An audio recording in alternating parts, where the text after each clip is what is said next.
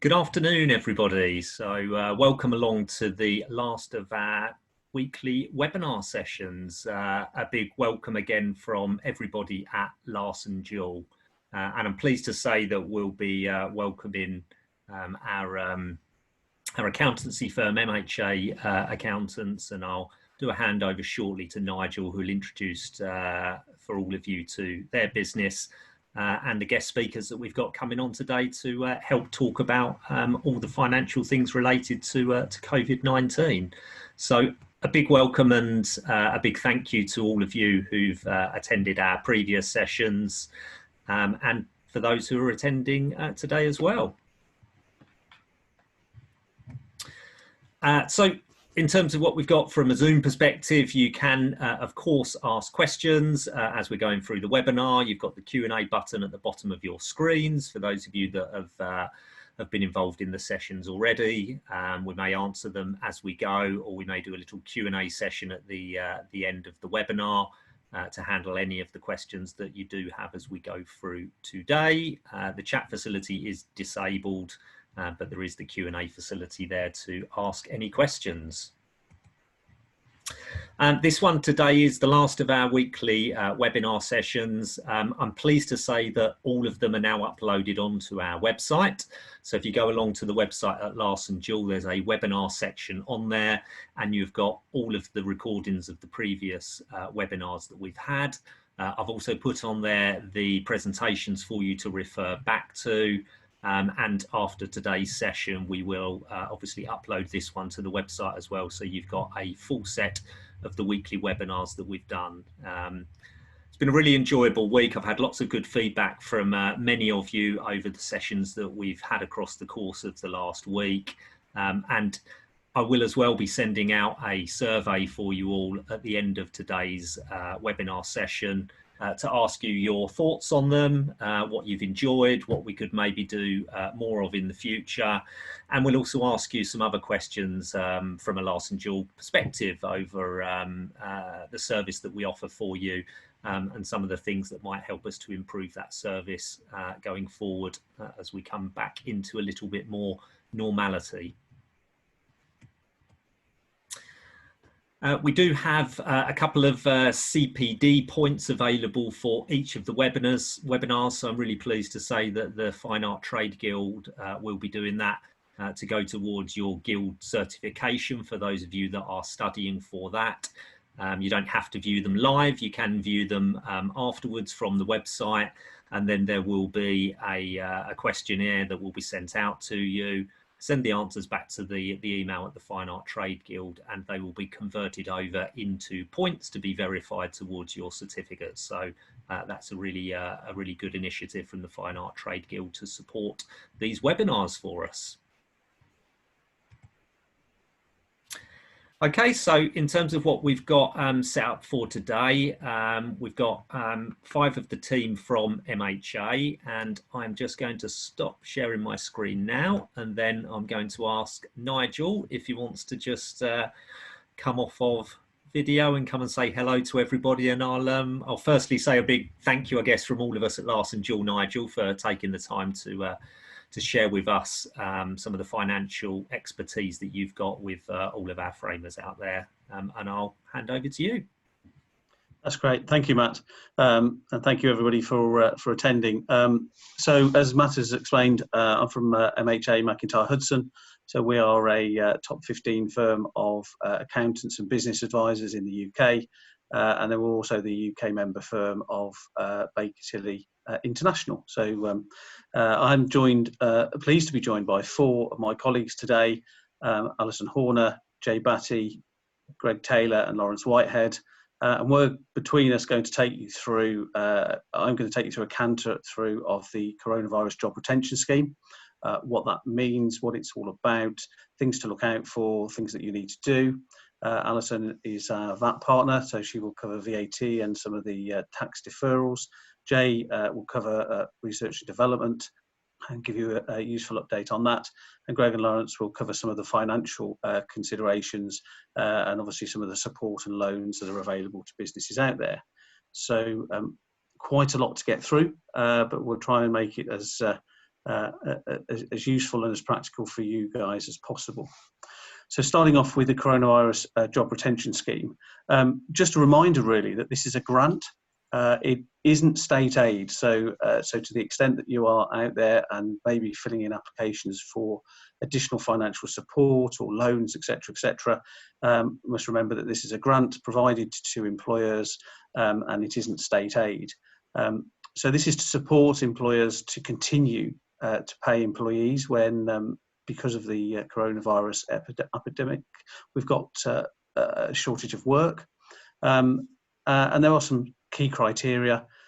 Employees, so it covers all employees, but only those that were on your payroll and notified to HMRC on a real-time information submission in the tax year up to the 19th of March 2020. So they must have been employees already on your payroll and known to HMRC in the tax year from April 19 to the 19th of March 2020.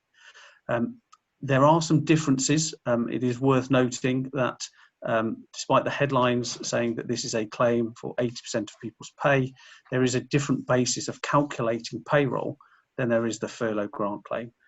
So to the extent that you have done or you will do furlough grant claims, the numbers won't exactly balance. Payroll is based on a working day and claims are based on calendar days. So not overly helpful, but you know, not too much in it. Employees obviously have a certain qualifying criteria, and the amount that you can reclaim through the grant is capped at 80% of the normal salary or £2,500 per month. It is a grant which is expected to repay employers for the amounts they pay to employees. So it's essentially a pay and reclaim type scenario. So you still put amounts through payroll as if they were pay, and then you reclaim the grant. There is the option to sort of reclaim the grant in advance of making payroll, but these are payments therefore that go through the payroll and are subject to tax and national insurance contributions. The normal rules for statutory sick pay and statutory maternity pay apply, but if somebody is off because they're shielding, so if for whatever reasons they've been forced or chosen to shield, they can still be furloughed because they're not strictly sick.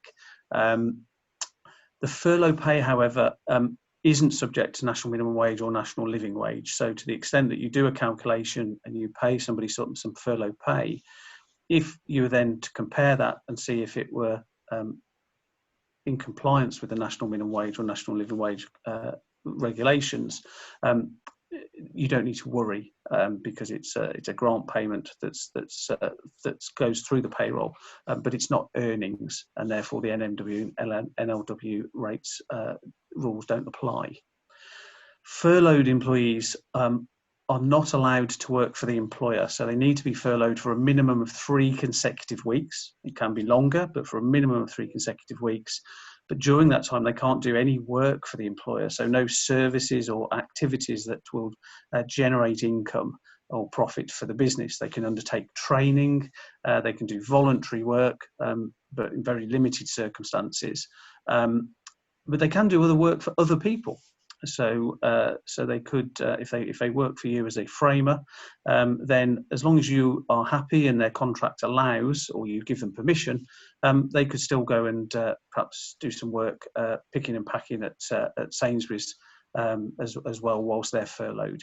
Other supermarkets are available. The reclaim is being supported via a new portal, and this is all very new for HMRC. So they've essentially implemented a system within about 6 weeks that would normally take about 2.5 years. So they've done a great job, but there are obviously some things that are slightly sort of missing in the whole scenario. So some things to watch out for is obviously your enrolment as an employer. That needs to have been satisfied before the 19th of March, as real-time information returns need to have been done. Salaried workers, the claim reference point is their salary as at the 19th of March. And this is really to avoid people inflating salaries in March for the furlough claim. So there's a cut-off date. That cut-off date happens to be the 19th of March 2020. So it's looking at the salary, and obviously no increases or adjustments above that date. For people who are paid irregularly, irregular amounts, variable amounts of pay, so they might still be weekly, fortnightly, 4-weekly, monthly paid people. There's a different basis of calculation, and that's either the reference period is the same month in the previous year, or an average of the pay over the 1920 tax year, but excluding non-contractual payments, discretionary payments, and obviously any uplift above the 19th of March 2020. The scheme does also cover directors, so it covers all employees, including directors. However, the same rules apply, such that if you did furlough a director, then that director can do no work for the business other than carry out very limited statutory duties. So just, you can't fall foul of what you're required to do for Companies House, but there isn't much more that you can do as a furloughed employee where you're claiming pay under the furlough grant. There is an irregularity in there in relation to maybe you're a director and you'll put yourself on an annual salary scheme. Unless you paid yourself or put yourself on a real-time information return between the 6th of April 2019 and the 19th of March 2020, and you probably wouldn't have, because annual schemes tend to make payments to people in March, and therefore you'd be on a March real-time information return. Those annual schemes will not qualify for the furlough grant scheme. This is because one of the basic checks HMRC will undertake is obviously to check where you're claiming for somebody. Are they known? Have they been reported under real-time information reports within the tax year to HMRC? And clearly, if you're on an annual scheme and you haven't done a report in the tax year prior to month 12, they won't be able to locate you as an employee on that scheme, and therefore your grant claim will not succeed. The apprenticeship levy is also still due, so to the extent that you are required to pay the apprenticeship levy, I'm afraid that is something that isn't funded via the furlough grant claim, but is something that will become due as part of your calculation of payroll. Annual leave and bank holidays can be taken during furlough. So if somebody is furloughed, they're not working for you. Their annual leave entitlement continues to accrue because they're still an employee of yours. The furlough grant scheme being there to avoid any necessity to make compulsory layoffs or statutory redundancies. And therefore somebody might want to take annual leave. However, you will need to fund that at their 100% pay rate, even though you can only claim 80% back from furlough. So you might not want to let them take annual leave. And with bank holidays, if somebody normally takes those as leave, then obviously the same would apply. If they were to still take it as leave, you need to top up the pay, or you can defer that, them being able to take that bank holiday as a holiday day until once they're out of furlough. If, however, somebody normally works bank holidays, then it's just a normal day that you're paying under the furlough scheme. It's really important that you've communicated to any employees that you furloughed in advance, that you've got their agreement and that you've written to them and you've got a record of that communication. That communication has to be kept on file for 5 years. So that gives you an idea of how long HMRC are intending to audit these arrangements after the furlough scheme has finished. And they will take reviews. They will undertake reviews. They're obviously very keen that there aren't fraudulent claims, and that also the correct amounts are paid to employees and reclaimed from the government. So there will be a whole review process that takes place once the furlough scheme finishes. The scheme is now in until the end of June. So it was an initial 3 months to the end of May. It's now been extended to the end of June, and Rishi is also talking about how the scheme will continue. So he's considering that as we speak, how it will continue after the end of June, as we come out of lockdown and move to the recovery stage. So things that you need to be thinking about is making sure that you've undertaken a proper review of regular contractual pay, because those are the amounts that you should include in your claim. So whether that's in relation to a claim that you've made for March and April, or in relation to a future claim, make sure that it is based on regular contractual pay. Make sure you've got your communication in situ, and that's there and it's available and can be audited.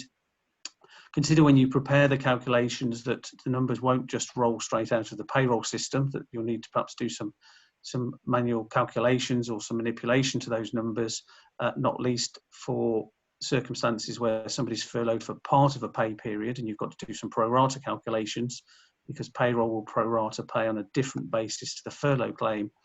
And also, if you choose to top up people's pay, then there's a further prorating of the amount that you can claim, particularly when it comes to the calculation of national insurance and employer pension contributions. Make sure you get those claims submitted. They are going through, they're being done very successfully. And perhaps think about how you get your claims reviewed, thinking about talking to your professional advisors about getting a review either during this phase or once we come out of this phase. Because at the moment there isn't any way for you to amend a claim. HMRC are working on that, because I think there's going to be a need to amend certain claims, particularly because the expectation obviously is an employee is furloughed for a minimum of 3 consecutive weeks, and where that straddles a pay period, that can result in some problems, because we can't overlap claim periods within furlough grant claims. But we shouldn't really be claiming for somebody who hasn't yet been furloughed for 3 consecutive weeks. So there's some things to think about, and I think HMRC will bring in some kind of a claim amendment process. So it's making sure that you've got the calculations and the audit trail to be able to do that. And then think very carefully as we come to the end of the job retention scheme at the end of June, as we move to sort of the recovery stage, as to what you may need to do. And particularly some of those considerations from an employment law perspective. The scheme at the moment is a phenomenal amount of support being provided by the government. As of midnight on the 3rd of May, I'm sure you may have already heard that 6.3 million jobs have been furloughed from 800,000 employers. And the total claims, most of which we understand has been paid out actually, and we've heard of lots of successful payments being received by clients. The total claims are at the level of £8 billion. Now, this is funding basically at the same level as they fund the NHS, and that's just not sustainable. So that can't continue, and they will need to sort of move away from that. As the Chancellor has said, there won't be a cliff edge. And we will look to transition that and wind the scheme down to ease people back into work in a measured way, and that will vary, as we can imagine, from sector to sector and from client to client. So that's quite a difficult job that the Treasury have got to think about how they wind that down in a measured way. But they are also at the same time saying to employees, look, be careful about this arrangement, and suggesting to employees they play a vital role in reporting any fraudulent claims, because that puts public services and the protection of livelihoods at risk. And for employees to report if they feel their employer is claiming an amount that they're not paying to them, or they're being asked to work whilst they're on furlough, which they shouldn't be, or if they are aware that their employers made a backdated claim to a time when they were still working. So quite a few things here that they're expecting, and could be a real problem for businesses later on, particularly where we have a very complicated furlough claim process that differs from what you would normally do through payroll. So an excellent scheme, working very, very promisingly, as the government has outlined, but obviously with some aspects where it tries to be a one-size-fits-all, and clearly that's almost impossible to achieve, and some areas to be mindful of, where your circumstances might not fit exactly. I'm just going to Turning to questions, just conscious of what we've got to get through. I think there are a couple of questions that come through on the Q&A, and I'll answer those perhaps as before we end the webinar later on. So that was just a quick canter through the job retention scheme, just give an idea of what it is, things to look out for, some of the potential pitfalls, and also to watch this space really. I suspect, as has been usual with this scheme, we'll get another update over the weekend. So whilst I'm trying to spend time with the family, I'm sure that there'll be some updates that we send out, and we can sort of start to see what the job retention scheme will look like post the end of June, and what support will continue to be available to employers as we go through the recovery stage. Going into furlough was probably quite easy. A bit of an on-off switch really in most cases, particularly with the restrictions and the lockdown and social distancing. But as we come out, it's probably going to be a bit more of a dimmer switch as we gradually increase activity post-lockdown and post JRS scheme. And that will be probably a lot more problematic to manage, both from an administrative perspective, from a commercial perspective, of course, and obviously from a compliance perspective. So without any further ado, I'll hand over now to Greg Taylor.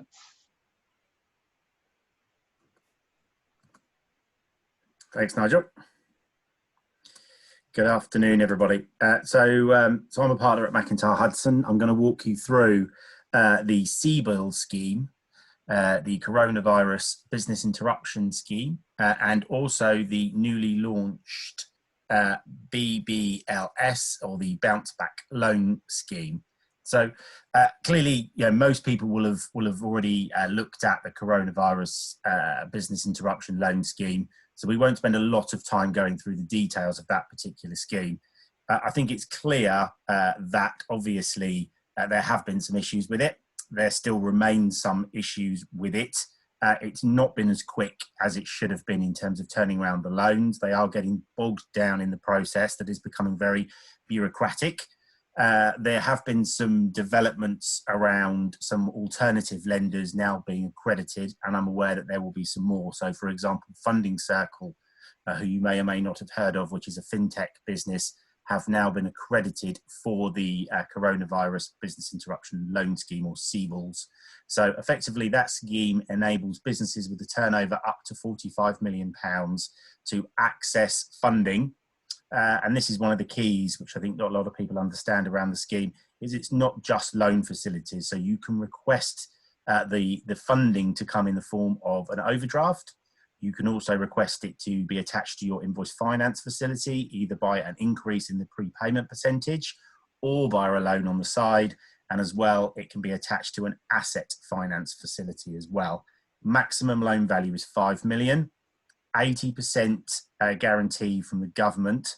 Facilities below 250,000 do not come with any personal security attached. So there are no personal guarantees. They cannot take charges over property or cars that are your own, so your private residence. They can take security over buy-to-let properties, but not over your personal residence. Certainly what we have seen with the ones that we've been putting through most recently is that they are now requesting, the banks particularly, are requesting a debenture security. So they're requesting a debenture as a standard course of events. The term loan can be up to 6 years for the term loans and asset finance, and 3 years for overdrafts and invoice finance. The borrower remains 100% liable for the scheme and can be pursued for the 20% because the government guarantee is only 80%. Loans are limited to 25% of 2019 turnover or double the annual wage bill, whichever is greater. I think in terms of just some practical help on CBILS, when you're putting in an application, if you haven't done so already, and we'll come back to the Bounce Back Loan Scheme next, which may be a better alternative. I think certainly from what we've seen and the clients that we've been dealing with, there are two main keys with that particular loan scheme. The first one being that you need to be able to prove that the business was viable pre-COVID 19. And the way that that is done fundamentally is looking at the profitability and the net worth of the business. And if both of those were negative, then certainly they would not be advancing any finance. If one of those is negative, depending upon the degree of the negativity, then clearly there could be a case put forward that the business was or wasn't. And it's about extracting those exceptional items if the business wasn't profitable and explaining to the bank why that was the case. Because if there are some exceptional items within the 2019 year-end accounts, which are the starting point for the Seaballs loan for the application process, then that needs to be made clear to the bank. The second point that I would make is that the next bit is looking at affordability. We've seen lots of clients going in asking, or the bank asking the clients to determine how much they would like to borrow, and then the bank refusing those numbers. You know, it's looking at the debt load on the business, and I would certainly say speak to your accountant, speak to your professional advisor. We've certainly spoken to all the banks, and we understand what their debt service covenants look like, what percentages of EBITDA they're looking for, and we can give you a good steer as to what the value of loan is that you could potentially get if you meet all of the other criteria, and make the application very clear, very concise, provide all the information they're requesting in one go, and that is the quickest way to get your loan seen to. It is still taking a long time. It is still taking approximately 2 weeks to get a loan through and sanctioned by whichever bank that you deal with, if it is a bank. And then it takes another 6 to 8 days for the British Business Bank to countersign and for the money to come out the door. It's not a quick process. The other option, as I said, is using an alternative lender like Funding Circle, who will lend only up to 250,000, but the processes are more automated. No forward forecasting is required at Funding Circle. It may be a better option for some businesses to look down that route. The interest rates with Funding Circle are a little higher, but clearly they've been kept low because of the nature of this being a crisis lending. And then to the flavour of the month, shall we say, which is the Bounce Back Loan Scheme, or BBLS. So the Bounce Back Loan Scheme is 100% guaranteed by the government. It's only a term facility, so it is only a loan that can be provided between 2 and 50,000. Access to cash is technically within days, and loans are limited to a maximum of 25% of turnover. The interest rate on these loans, unlike the Seaballs loans, which are the interest rate on a Seaballs loan is really dictated by the bank in conjunction with the British Business Bank. These have been set by the government as a standard rate of 2.5% over base per annum. The loans are easily applied for. It's a 2-page form, and certainly with NatWest, I was talking to them today, it's 7 questions. So it should be fairly easy to answer. The key to those questions we'll come on to in a minute, because there's a lot within those questions that the business is asked to self-certificate, and we need to be very careful that we're answering those questions in all good faith. BBL, as I said, gives the new government-backed 100% loan to the lender. Lenders are not permitted to take personal guarantees or take recovery action over a borrower's personal assets, as the same with Seaballs, below 250.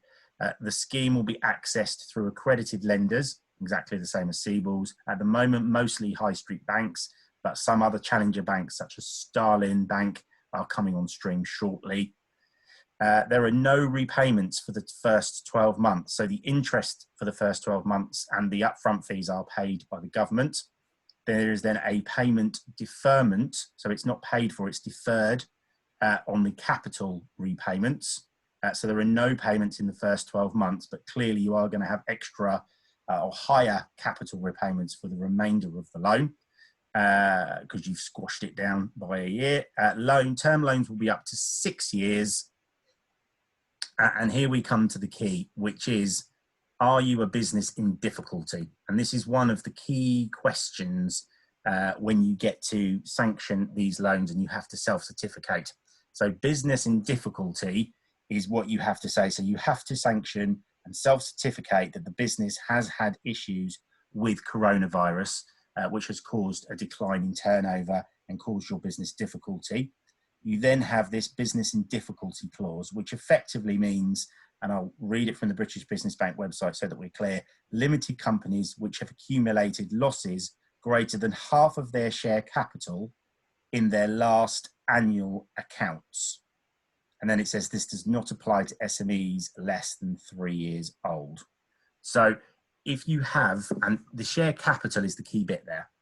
So share capital, does that mean the net worth of the business on the balance sheet, or does that mean actual called up share capital money that's been injected into the business? Talking to various banks over the last few days, it means the net worth of the business on the balance sheet. So if you're certifying that particular clause, you need to be very clear that you're not in breach of that particular clause. But with the interest rate and the way that it's being administered at the moment, it does appear that money is getting out the door very quickly, that they are sanctioning them, that there are really no real checks other than fraud checks going on as the applications come through, just to make sure that it's a legitimate business. And if it is, then the loan is being pushed through and the money is getting out the door in 2 to 3 days, which is great and is what was required, which is what Siebel's was supposed to do, but unfortunately is being slightly bogged down. How do you apply for this bounce back loan? So the first thing you need to do is approach your own bank. That is the advice at this point in time. Ideally by their website. All of the questions are there, they're automated. You can go through it. You don't need any business advisors, any brokers, anybody else to fill the application form in for you. It's very straightforward and you can do it yourself. If the loan is accepted, there will be a small amount of anti-fraud, anti-money laundering, know your customer checks. But other than that, you should not need to require to submit any further information. There's no forward-looking forecasts or any of the large amount of paperwork that is required on Siebel's. And I think, as Nigel said, as we look forward, clearly these two particular schemes are in place up until September and November respectively. But then we need to look at what then happens post that period, because clearly once you've got through your period of troubles with COVID-19 and you've started to unfurlough people and bring people back again, you are then looking at what are we going to do? How are we going to fund our working capital? What other options are there out there for us? And I would highlight two. There are lots of different options, but I would highlight two main options. The first one being invoice finance, which is a great way of turning your working capital, your invoices on a regular basis, on a monthly basis into cash. It allows you to access a percentage of those invoices up front and then the remainder when the customer pays. The second option that I would highlight is there are a number of different alternative providers or fintech lenders that are offering off-balance sheet revolving capital facilities. So the best way to think about it is like an external overdraft facility where you can borrow a certain amount of money, just repay the interest and then repay that as you see fit and reborrow it again. It's a great way of keeping the business turning over, keeping the oil in the engine, and making sure that the business has enough liquidity as we move into this post-lockdown phase where clearly it's almost like for some people it will be starting a business again because the business has been completely mothballed and it needs to get the wheels turning. We're happy to answer any questions that anybody's got and provide advice around either Siebel's or the bounce back loan. We've produced a really good guide that you can find on the McIntyre Hudson website, which lists all of the government loan schemes and what's available, what you need to do to apply. And of course, as I said, you can contact us directly if you want any specific advice about a specific case. And with that, I'll hand over to Lawrence. Thanks, Greg. I'd like to spend some time now giving you a flavour of some of the key factors that you need to be thinking about if you're considering raising equity finance rather than the various debt options that are available that Greg's just talked through with you. And also to provide some meat on the bone regarding the recently announced 250 million convertible loans fund, the Future Fund. So I'd like to start by just touching on a few of the key considerations if you're looking to raise equity. First one is the cost of equity with regard to comparing that to debt. Equity investors are very much at the bottom of the creditors list if a business runs into difficulty.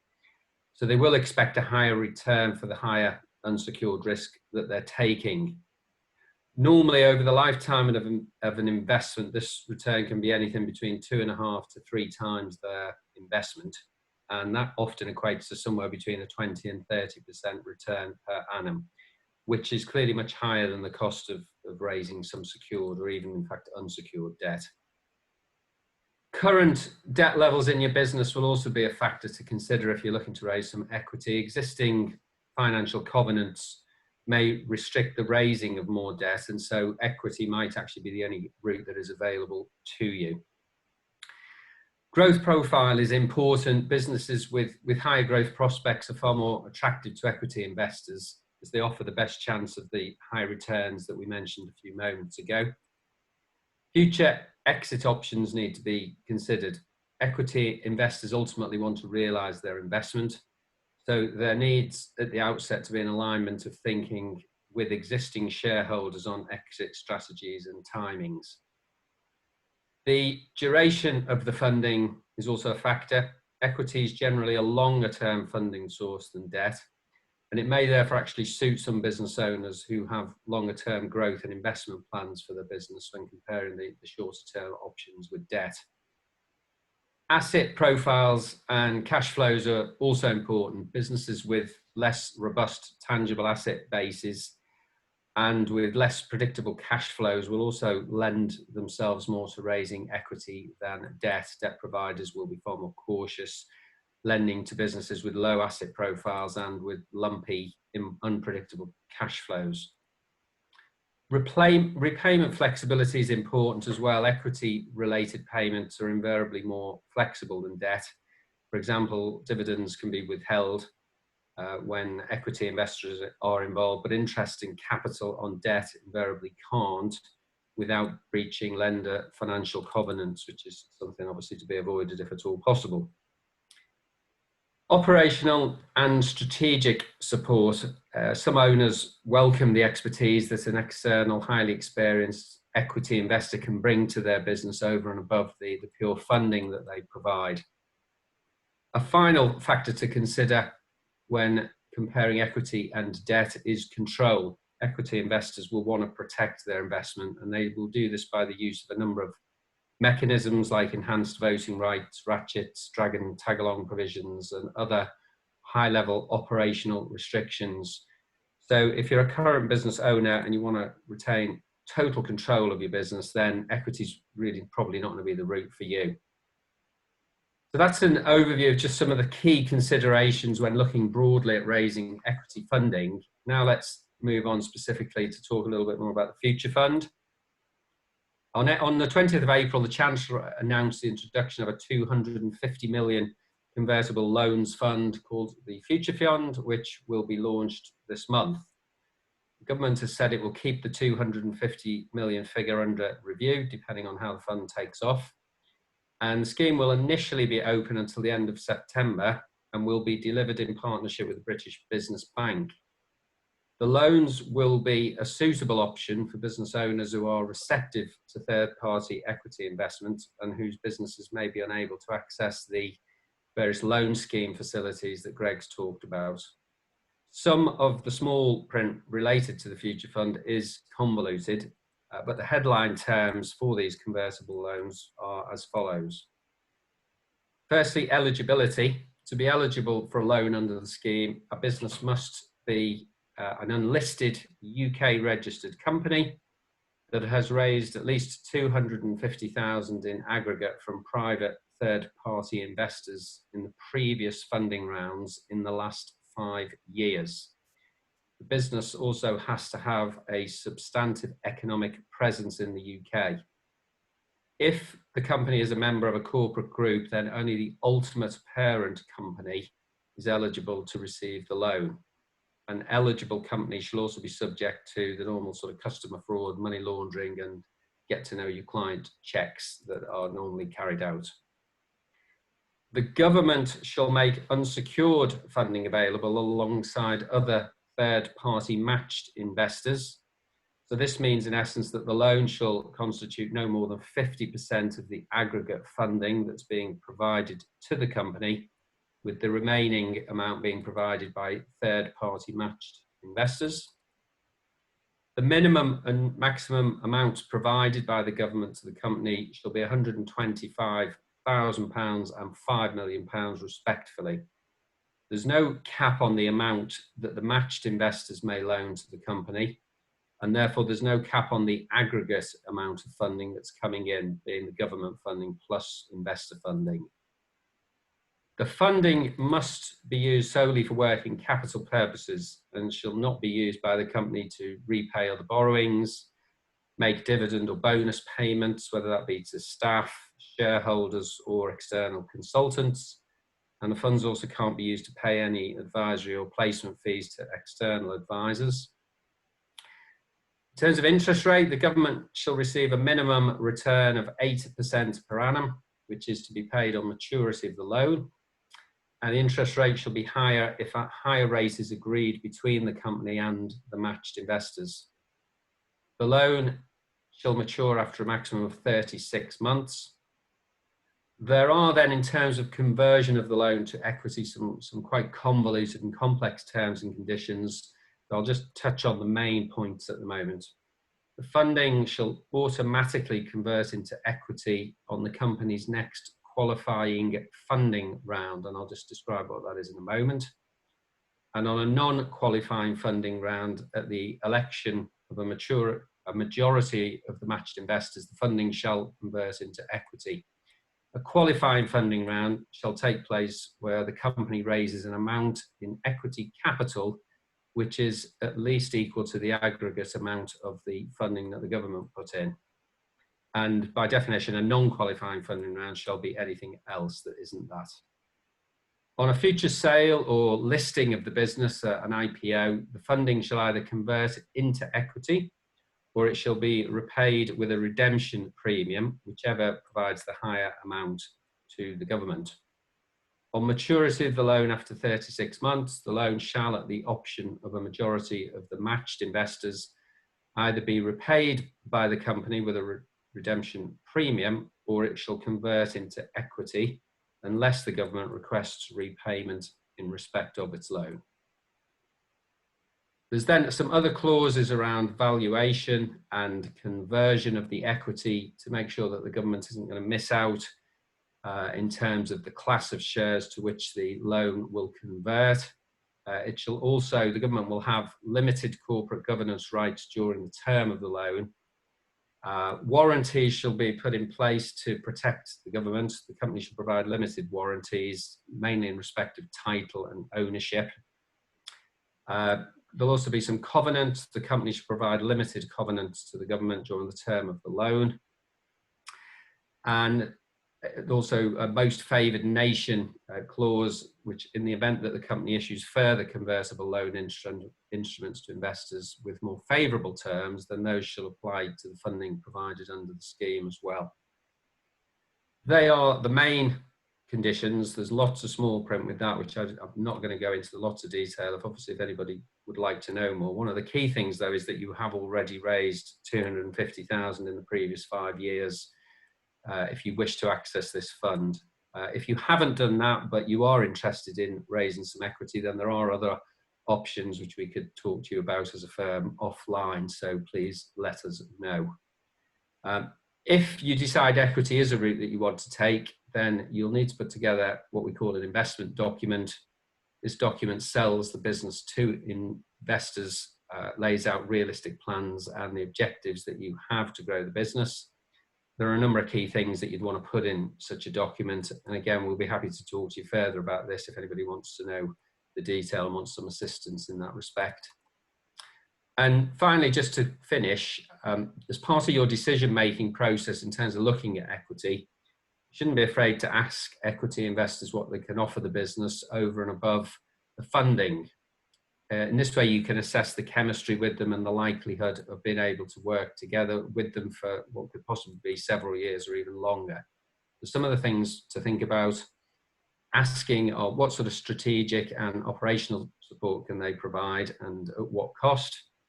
What access do they have to a wider network of contacts in existing and or target markets that you have? What access do they have to potential MBO and MBI candidates that can supplement your incumbent management team? What channels exist to meet with other portfolio companies to tap into sales opportunities and also to share best practice? What further funding do they have available for M&A and other growth requirements, such as working capital, capital equipment that you may wish to get, moving to new premises? And also, what is their ideal exit timetable so that you're on the same page from the beginning? Suffice to say, I'm very happy to talk offline with any parties interested in discussing this equity topic further. But for now, thanks for your time, and I'll hand over to Jay, who's going to discuss R&D reliefs with you.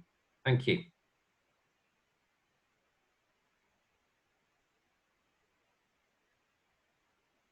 Hi, good afternoon, everyone. Thank you for joining us.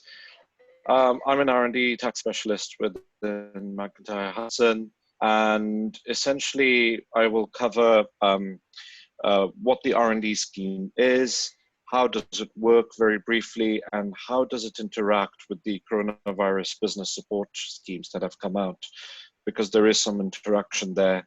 And what are the opportunities for claiming within the scheme safely moving forward. So beginning very briefly at the background of the scheme, the scheme is, as of this year, 20 years old, so it's quite mature.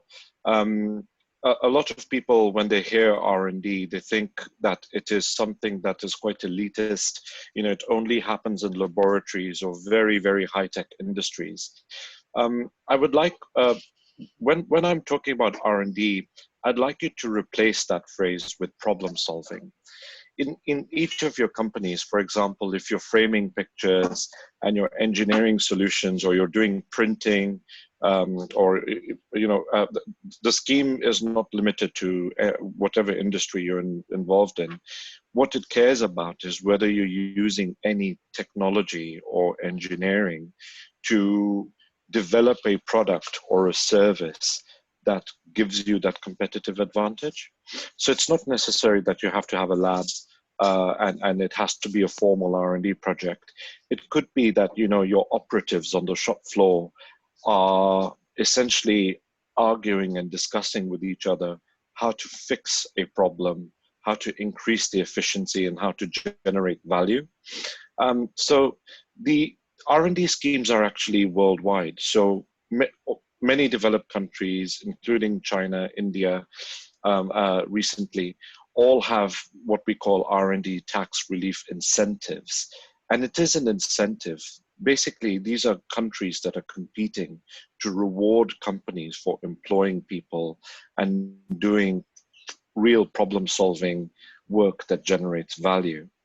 Now, you know, bigger studies have shown for every sort of pound of R&D work that happens in the UK, there's about a £3 value generation in the economy. And hence the UK government is incentivizing companies to do that kind of work. Now, there are two main R&D tax incentive schemes. The first one is the R&D tax relief, which is essentially tied in with your corporation tax mechanism. And the second one is your patent box. That's also tied in with your corporation tax, but I'll talk about that one at the end. R&D tax reliefs essentially are retrospective in the UK. So HMRC allow you to go back a maximum of 24 months from your financial year end. So for example, if you have a year end in May, you know, the deadline to claim for your year ended May 2018 would be the end of this month. And because you can go back as far as 2 years, what HMRC is looking at is what are the problem-solving activities that your team conducted, and whether those problem-solving activities were substantial enough that basically you have lead technical people constantly scratching their heads and going, well, how do we solve this? Let's do this trial, let's do that bit of modeling, let's do some calculations, or it could even be discussions amongst your team members, as I mentioned earlier.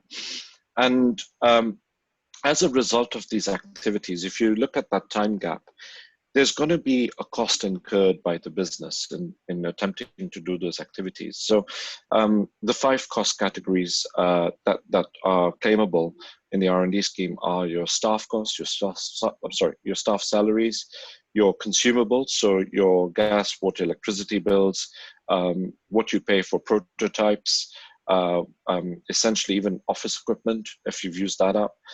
Payments to subcontractors. So you don't have all the expertise in the world under your roof. So if you engage a specialist subcontractor, you can claim for the payment you made to them. Likewise, you can claim for payments made to agency staff, and also now you can claim for payments for software licenses and subscriptions. Now, what we do is we look at what those problem-solving activities were. In parallel, look at what the costs incurred were, and we tie those together. And that forms your R&D claim. Now, if you have £100,000 worth of cost, let's say the R&D scheme has 2 branches within it. One's called the SME scheme, and the other's called the large company scheme. Taking £100,000 worth of cost in the SME scheme, which is the more generous, lucrative scheme, essentially what HMRC is doing is saying, okay, that £100,000 gets enhanced by 130% to become £130,000. That £130,000 becomes a deduction against your taxable profits. So the profit that you report to the public, that you report outward, doesn't change, or neither does the loss if you're loss making. But in the tax computation, it works as a deduction. So what happens is you get a corporation tax refund from previously paid corporation tax liability that you paid, or a corporation tax offset for an upcoming liability. Or if you're loss making, here's the really lucrative bit for the SME scheme. You have the ability to take your losses, deepen them with that enhanced loss, and surrender them for cash. What that means essentially is it works out to 25p to the pound for profitable companies, 33p to the pound for loss-making companies. If, however, you have more than 500 full-time staff, or more than 100 million euros on turnover, or 86 million euros in the balance sheet, then you are classified at a group level, then HMRC will classify you as a large company. And you won't be able to claim in the SME scheme. You have to claim in the large company scheme. In the large company scheme, you basically get a cash credit as a proportion of your spend. So £100,000 will typically yield a 10% benefit rate. So you'll get approximately £10,000 of that. Now, the issue is that the EU recognized the SME scheme as state aid. They classify that as state aid. So as Nigel initially mentioned, looking at your teams, some of them might be furloughed, some of them might not be, and under the furlough scheme, as it's not classified as a state aid, however, it is still a grant.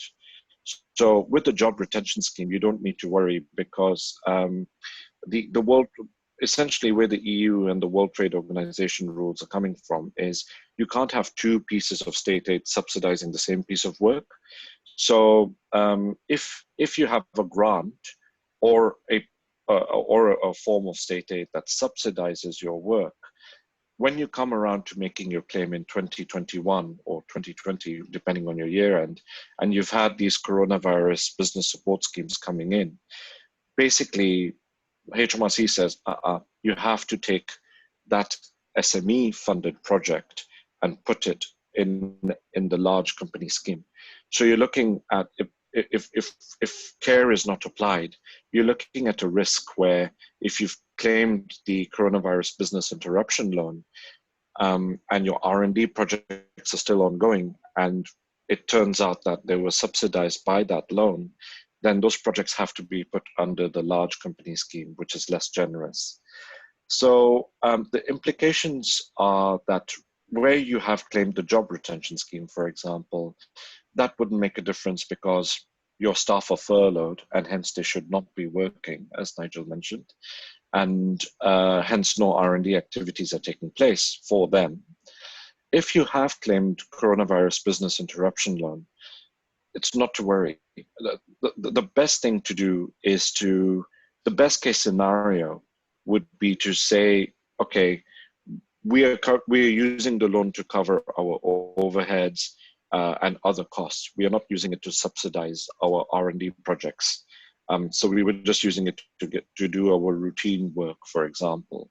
And then what we can say, depending on where the facts fall, the best case scenario would be to say, okay, we had coronavirus business interruption loan scheme come in, but it only subsidized these other costs. It didn't touch the salaries, or it didn't touch the payments for prototypes or subcontractors for R&D, and hence these R&D projects were slightly shifted after the lockdown. So you want to be careful, and you do want to maintain a record. So HMRC is not that interested in coming in and looking at all your invoices, et cetera, if your R&D claim goes to inquiry. That's in the most serious cases. And you should essentially have a good R&D team that gives you advice on that. And we've got material on the website that gives you guidance on what to do. Claim is different. The legislation for the R&D scheme is very open. It doesn't discriminate against a specific industry. So essentially, it's up to HMRC is giving you the power to interpret that legislation properly and apply it to your costs. Now, the inquiry rate has jumped up from 2.5% to 5% in the sort of last year or so, and that's because software claims have increased massively. Now, software claims were legitimate, of course. They're entitled to claim. Where HMRC is coming in is they're looking at a fair and reasonable estimate of those costs. So it would not be advisable to claim 100% of your staff's time, even if you have a dedicated technical person for a project. It's not recommended, because basically you might not be maintaining timesheets and things like that, but that person might take holidays, they might do a bit of training, they might be mentoring junior people, etc. So it's very, very important to be careful about the sort of assessments that you make in there. And it's not just about putting a percentage on the costs. Next to that percentage, it's very important to provide some form of justification. You know, give an example of what the typical activities, the typical R&D activities that person gets up to. And also give examples of activities that did not qualify. And on that note, I actually remembered, just because your business might be interrupted, maybe you were doing some projects before the lockdown and now they're not viable. Just because they're not viable and you've had to abort work does not mean that's not R&D. The R&D scheme does not care about the success or failure of that project. What it cares about is what were the challenges that your team were dealing with, and how did that result in serious problem-solving activities within your firm. So job retention scheme, not to worry about because your employees are furloughed anyway. Coronavirus business support scheme, business interruption loan scheme, and the bounce back loans, just a bit of care needs to be applied, a bit of documentation needs to be maintained on exactly where that money was used. And essentially, that covers the R&D schemes, which are retrospective. In parallel, there's a patent box scheme that is not very, that is gaining more traction. And essentially how that works is if you have a patent in place, the patent, you can apply for patent box, and all future revenues from that patent will be taxed at a 10% rate rather than 19%. But again, that would be subject to, with coronavirus business support, there's an interaction that goes on there that HMRC are yet to release guidance on. So just to sort of give you all some reassurance, although the government is giving a lot of support to industries, there has been a bit of fear over, oh my God, are they going to pull back the R&D scheme, etc., etc. As I mentioned earlier, the R&D scheme is competitive with other economies.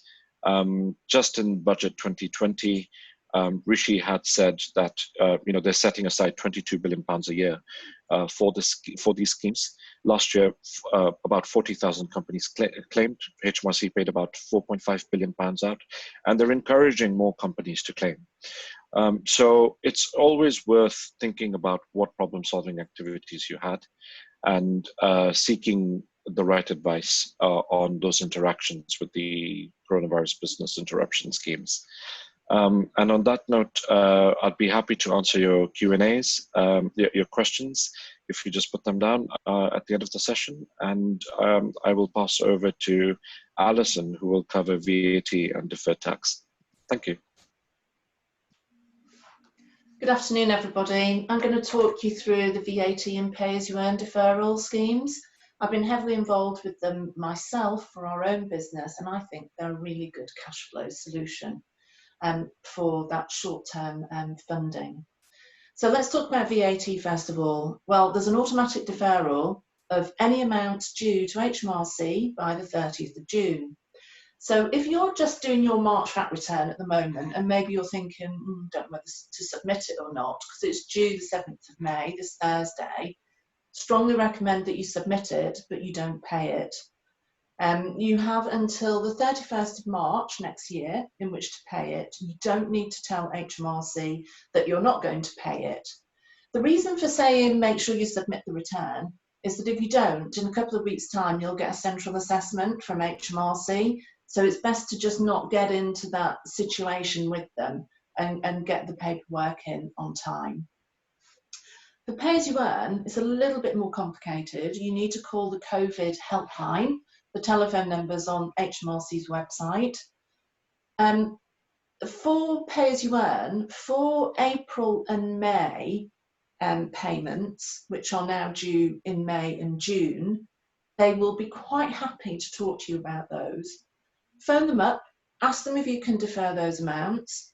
They will give you 3 months grace in paying them, and they'll lump them both together. Remember, they're only going to allow amounts to be deferred up until the 30th of June. So that's why I'm saying it will only cover the April and May pay-as-you-earn payments. So when you phone them up and ask them, they're going to ask you to do a COVID impact statement. So I'd just say to you, think about how many employees you've got, what you've had to do in order to keep your business going. And I found them to be very helpful. So if you get that deferral, so say you did this in the middle of May, then you'd get 3 months, so middle of June, July, middle of August before you have to pay that one back. If you at that stage can't pay that pay-as-you-earn debt, then it would be necessary to agree a time to pay agreement with HMRC at that stage, which I think they'd be quite open to. When you get into proper time to pay arrangements, you need to do a lot more as far as cash flow projections and putting a business case together. But we're not at that stage yet.